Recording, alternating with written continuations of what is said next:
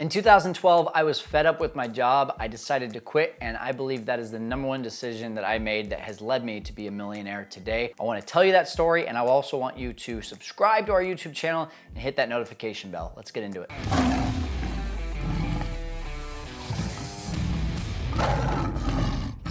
Hey, what's up guys? I just wanna share my story today, and I'm gonna be really casual about this. I just wanna share exactly what has led me to where I'm at today. For those of you that don't know, I am a Airbnb, you can call me manager, guru, operator, whatever you want to, but long story short, we have 70 properties today that we manage for other people. Well, the majority that we manage for other people. I do own some as well. I do the arbitrage model, which a lot of you may have known about as well. But you know, this was not something that came easily, and just like what Tony Robbins says, what we are celebrated for in public typically takes years and years in practice in private. And that's exactly where I was at back in 2012. I had just graduated from college. I was 2 years into my first career as a sports anchor for a local TV station in Grand Junction, Colorado. And I thought that I was going into my dream job. Very rudely was I awakened, realizing that this was not a dream job. This was actually a ruthless industry that didn't have a whole lot of upside. And so for that reason, I was pretty burnt out about a year into it, and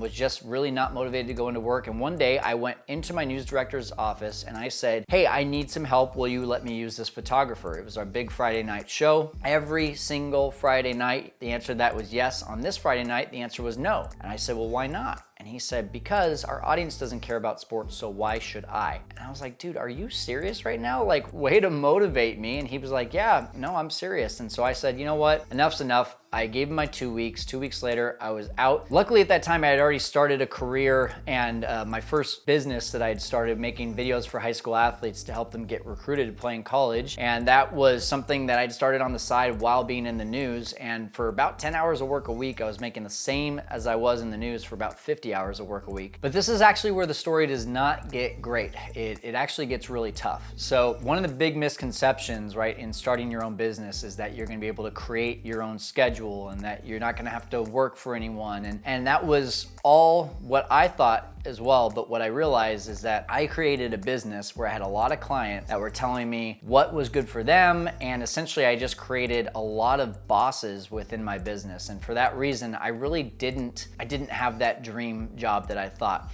And honestly, if you look at all the hours I was putting in, I was probably making way less than I ever did in my career, where as in the news, I was making minimum wage, guys. I don't know if you know this, but when you start out in the news industry, you're making minimum wage. And so I was probably making less than that when I started my business. I had created this really low ceiling unintentionally. And for that reason, you know, I just did not find it to be even fulfilling there. So this was about a 4 or 5 year really grind of me just trying to figure out how in the world I'm gonna make this business work. So long story short, I was burning the candle on both ends, trying all these different things. And then it got really bad one day when I was actually on a vacation, believe it or not, with my parents. And they didn't know about my situation, but every single month I just saw my bank account dwindling down. And I decided that I was really gonna need to make a change, but it came pretty late because I owed more on my credit card than was actually in my bank account. And this was just such a sinking feeling for someone who had been financially responsible my entire life. But I literally could not keep up with this tidal wave of expenses compared to what I was making on a monthly basis for my income. And so the thing I had to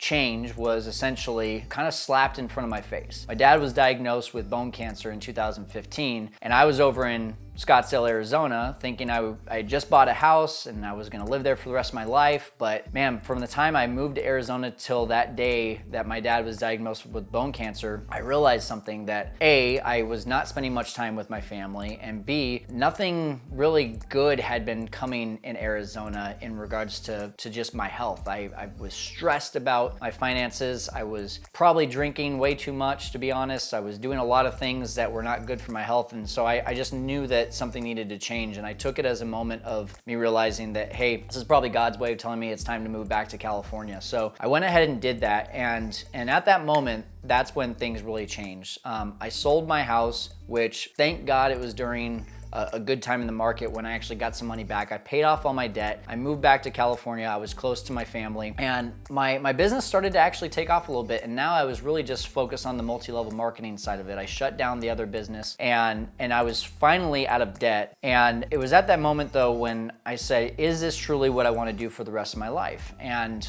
the reason that question came up was because my dad's health had gotten that much worse. Long story short, he was on his deathbed in hospice at home. I was at home helping my parents and helping my mom to take care of my dad. But during that time, that was kind of I call it my axe sharpening moment, where instead of just going out with a dull axe and just chopping down trees and hoping that they were gonna get chopped down, I was now sharpening my axe and trying to get it better so that when I do go back out there and start chopping trees down again, it's gonna be a sharper axe. And in that moment, I realized that I was not on a path to financial freedom and time freedom. I tried a lot of things, but none of them were yielding more than $75,000 a year. And that was not going to allow me to support a family. That was not gonna allow me to earn my time back. And so what I decided at that moment is I needed to change something. And I started Googling what are ways that I can get passive income. And real estate kept popping up. And so I'm looking at multifamily, I'm looking at wholesaling, I'm looking at flipping, creative financing, buy and hold. And I'm just literally for 3 months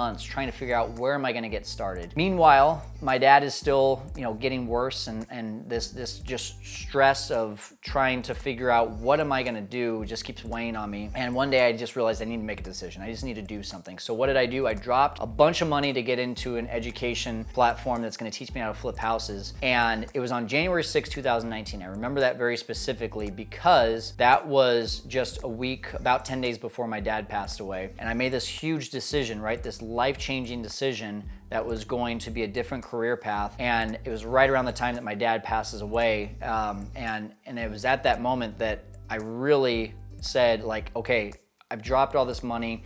I've seen my dad, who literally was working till the day that he was told he couldn't work anymore, and I have to do this thing. So I got my first flip under contract about 6 weeks later. My second flip came, and I decided, you know what? I wanna see if I can keep this as a long-term rental. And as I was getting ready to set that one up as a long-term rental, I actually said, well, wait, what if I do this as a short-term rental? So where did that idea come from?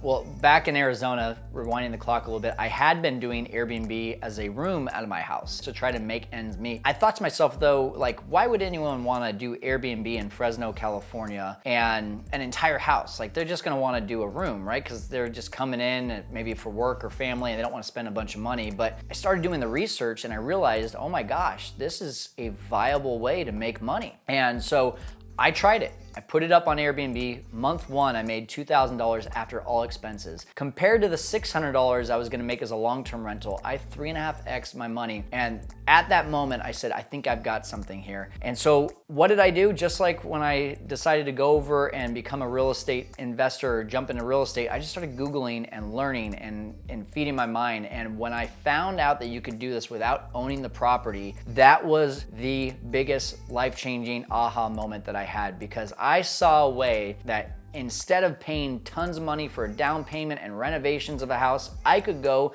and take someone else's house and for little to no money, have it operational, up and running on Airbnb, and be making $1,000, $2,000, maybe even $3,000 a month with a property that I didn't even own. Up until this point, I thought I had to own the property. And even leading into real estate, I thought I had to have all the money myself. I had all these false beliefs, and all it took was a little bit of research to figure out that my false beliefs were exactly that. They were false. And so I hope this is a moment that you listen to right now and you say, what false belief do I have that's holding me back from getting to that next level? Because when I found out that you could do short-term rentals without owning the property, I went into go mode. I bought a course. I went and got my first one under contract. The next month, I was cash flowing about $800 to $1,000 on that 1 bedroom, 1 bath in Fresno, California. I had 6 within my first 6 months. Fast forward, we're at 65 properties in just over 3 years today, actually going on property number 70 now. And this has created massive cash flow that has allowed me to be able to become a millionaire. I now take that cash flow and I put them into assets that are appreciating and bringing up my net worth. And this is something that I never knew about. I never learned about until I was really 30 years old. And I look back on this, and maybe you're older than me or maybe you're younger than me. Either way, you're not too late. You can get started in doing something like this. And that's exactly what I want to show you how to do. So again, 0 to 70 properties in just over 3 years. And I still have pinch me moments today, guys. I mean, I was able to have my dream wedding with my wife. We're now gonna have our first baby in February. I was able to have get my dream home and create it and renovate it the way that we wanted to. Every single day now, we talk about where can we put our money to really solidify and protect our nest egg, rather than 2-3 years ago when I was wondering, where can I just get money to get myself into a comfortable living position? And that's something that you can do as well. I mean, the transformation that you can see yourself go through, that's the first thing, is just looking at where you're at now and deciding where do you want to be, and realizing that it doesn't have to be so hard. It doesn't have to be so difficult. You don't have to go out and own the properties. You don't have to go out and do all of the work yourself and grind yourself into the ground just to be able to make ends meet. When you have these realizations and you just surround yourself with information like this and people that can help you get to where you want to go, that's the biggest transformation mentally that you can make before ever taking the first step. So I want to help you with that first step. Maybe you already have some properties on Airbnb. Maybe you're just hearing about this for the first time and you're wondering, how in the world can I do this without owning the property? So first of all, the next video is going to help you to see how you can create long-term wealth with short-term rentals. But I also want to send you to fearlesskyle.com. Right there on the homepage, there's a video that's going to show you how to get your first Airbnb in the next 30 days without owning the property. Watch that free video. It's absolutely free. You just have to put in your name and email and it'll take you to it. It's going to show you how to get your first one in 5 steps and how to be able to grow that to 6 figures, maybe even 7 figures and beyond, with what I call the force method. The force method is exactly how I built my business from 0 to 70 properties. It's how a lot of other operators have done it as well, and it's how you can too. So go to fearlesskyle.com and just get that video started. Also, once you're done with that video, watch this next one.